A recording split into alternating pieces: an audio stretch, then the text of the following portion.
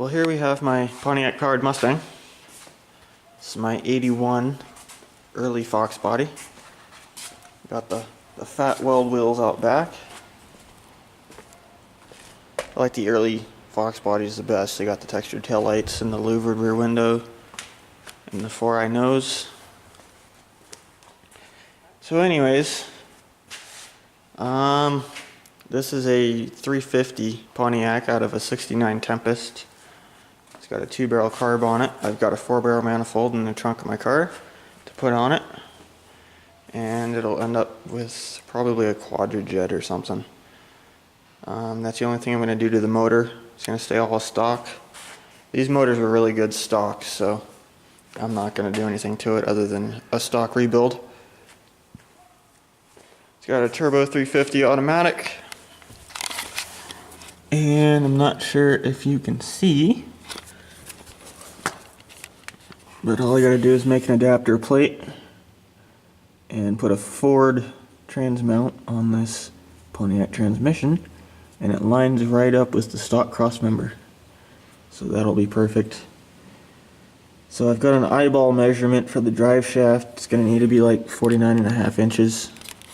So I'm going to go to the junkyard and see if I can't find something with the turbo 350 yoke on it. It's pretty close, so we'll see. But I got this thing just kind of sitting in here. As you can see, I made these plates, made them exactly mirror images of each other so that I can block it up onto the frame rail and get it leveled out. That way it's exactly even side to side. So all I got to do is center it up, which it is, and then I can take my measurements for my motor mounts. So the nice thing with this Pontiac setup, these are actually the rubber mounts right here. That's the rubber piece, so all I got to do basically is build the stands, which isn't too bad. So got that going on.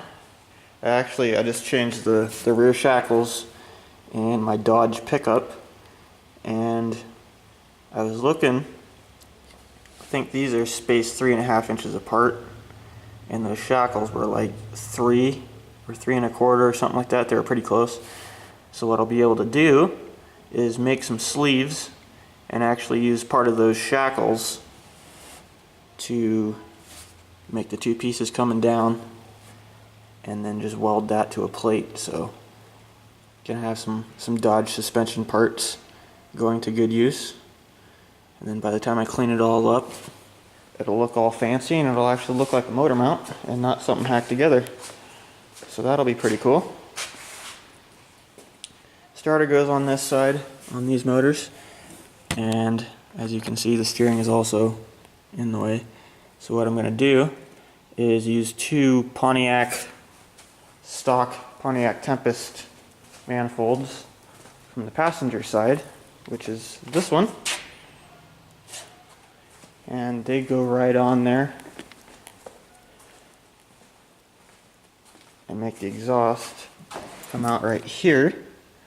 And then I'm going to make a crossover pipe that's going to go underneath the oil pan, underneath the motor, kind of in between this area, come down. It's going to come up and tuck right along the frame rail here, and then drop down.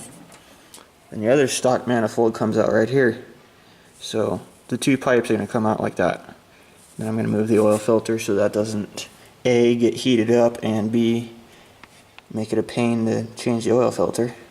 So I'm going to build a remote oil filter setup and move it to like up here or something.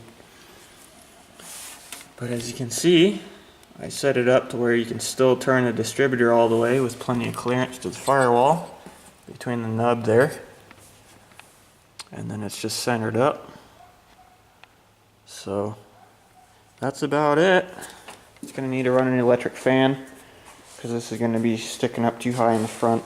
The end of the fan will end up being like that high or something ridiculous, so gotta make that work. But motor came with a power steering pump already, so all I gotta do is clean that up, put it on, hook up my power steering lines. That'll all still work. Gonna convert to manual brakes because the booster hits the end of the head. and I really don't care about power brakes anyways. I can set up manual brakes to stop just as good and just as easily. So I'm going to do that and get it all together, get it running, drive it around a little bit, make sure it's going to work, and then pull the motor and trans out, rebuild both, put it all back in after I paint the engine bay, get that all fully detailed out, that'll be all good to go, and then get the rest of the car finished up, and then probably blow the stock rear end out of it. So we'll see how that works. This thing's going to be very borderline with the 7.5. These motors stock put out like 300 pound-feet of torque, and that's about the limit of a 7.5. So we'll see what happens there. This is just a street car just to cruise around. I'm not even probably going to take it to this drag strip. I might once just to have done it, but it's not going to be a race car at all. So anyways, that's that. Finally getting to work on it. I want to get it all together, make sure everything's going to work, make it drivable before winter. That's the plan anyways. So I put the steering column out of the parts car into it. So this is a stock non-tilt column. And since they don't make adapters for these for like Grant steering wheels, because these are airbag columns, I'm going to cut the center out of the airbag wheel and build my own adapter and kind of cheat. So that's the 81, and I will show some more later. I just got a big hunk of steel to make the adapter for the transmission mount, so I'm going to end up building the mount, getting that located securely, then I can just pick the front up, lower it down a little bit. I want to bring it down a little closer.